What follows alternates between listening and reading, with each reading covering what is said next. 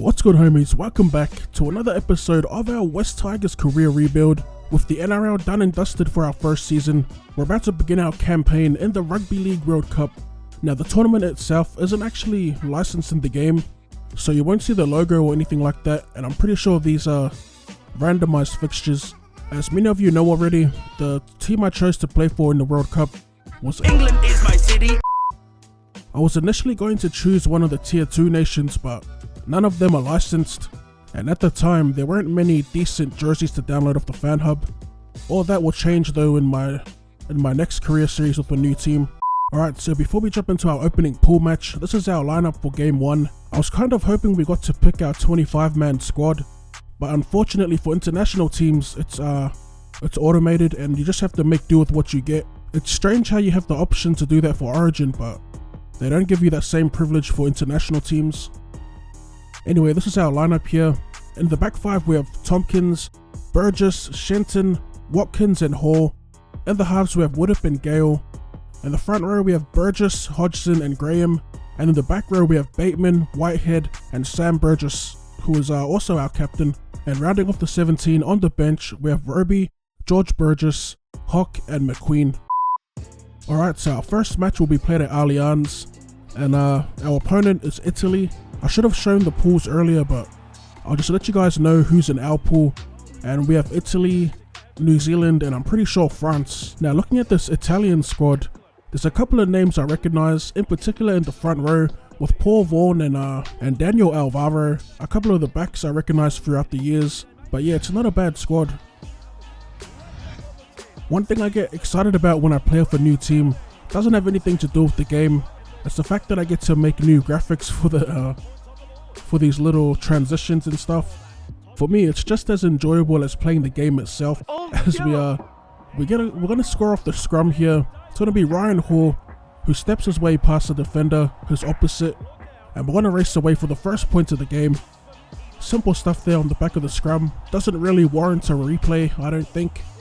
But we're gonna open our campaign with Ryan Hall scoring the first try.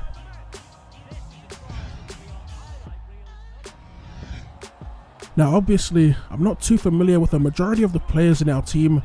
I would ask for suggestions for the lineup, but I've already finished playing the World Cup. If you do have suggestions though, just let me know and I'll chuck them in for next season's Four Nations. As we make a nice line break there off the pass, that nice flat cutout pass. On the 4th, we got Gale running onto it, puts the grubber in for himself, and he's gonna score our second try of the game. The only reason we done that was because we had the fullback at marker from the previous play. Those little details and those little things you have to be aware of in game. I'll admit I don't always pay attention, but on that occasion I was aware, and we dropped the grubber in behind the line and it paid dividends for us in the end as we score a nice little individual try.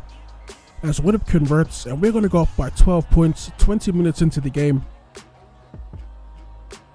So we're back in attack on the 3rd as we go on a nice little run here with Hodgson. Fends off one defender, gets tackled around halfway. On the 4th, we're going to use the shape to the right as we shift the ball, a nice drawing pass out to Joe Burgess on the wing, and we're going to race away to score in the corner. Some pretty silky passing on display there. At the moment, we're just putting on an attacking clinic on our opponent, Italy. Obviously wasn't expecting much from them, and as you can see here, we just shift the ball nicely. A nice drawing pass out to Burgess on the wing, and he's going to race away into the corner. Nice little dive to top it off. Back with Woodop here to take the shot at goal as we nail a fairly difficult kick and extend that lead to 18. Alright, so far our attack's been pretty decent. We're now back with Italy on the last as they put up the bomb. Fielded nicely by Tompkins, and they're going to get the repeat set. So off the drop kick, we're actually kicking down on the full, trying to milk it for every meter, and we fail. And it's going to be Italy capitalizing off that error as they score their first point of the game through Manfredi. If you look back at it, it was actually a really nice try by the AI. As they take the shot at goal, and it's their halfback Brambani with the kicking duties as he slots the 2 points and gets them within 12 heading into the break. Nothing too surprising here.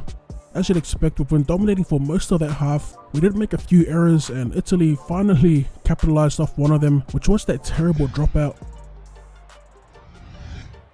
Alright, back in the second half here with George Burgess taking it to the line, and he's going to get pulled down inside out 40.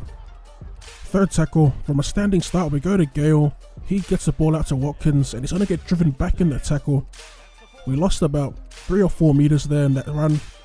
Fourth tackle here, we're going to play it wide as we shift it, get it out to Shenton in the centres, through the gap, gets the drawing pass out to Burgess and he's going to race away for his second try of the match, out fourth for the team. And what a decent try it was.